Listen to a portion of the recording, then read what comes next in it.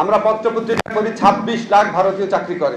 যখন পাকিস্তানের শাসনাধীনে ছিলাম, অত্যন্ত যন্ত্রণাদায়ক শাসন ছিল, আমাদেরকে নানাভাবে তারা শাসন করেছে, আমরা সবাই এটা জানি।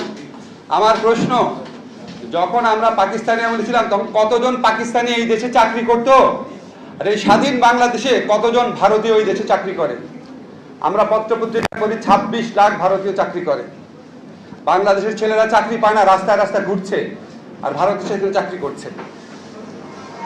স্বাধীনতার পূর্বকালে বাংলাদেশ এই অঞ্চলে যখন নির্বাচন হতো, ৭০-এর নির্বাচন, সেই নির্বাচনে পাকিস্তানি শাসক গোষ্ঠী কোনো রকম হস্তক্ষেপ করে নাই। যদি করতো তাহলে তো বঙ্গবন্ধুর দল এরকম ভূমিধস বিজয় পেত না।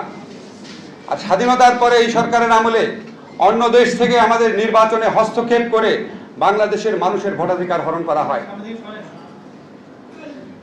আপনারা প্রতিটি ক্ষেত্রে দেখবেন আমরা পাকিস্তান আমলে পাকিস্তান দ্বারা যতটা নিষ্পেষিত হয়েছি, যতটা অত্যাচারিত হয়েছি, যতটা শোষিত হয়েছি, তার চেয়ে অনেক বেশি এই স্বাধীন দেশে বসে ভারত দ্বারা শোষিত হই, ভারত দ্বারা অত্যাচারিত হই।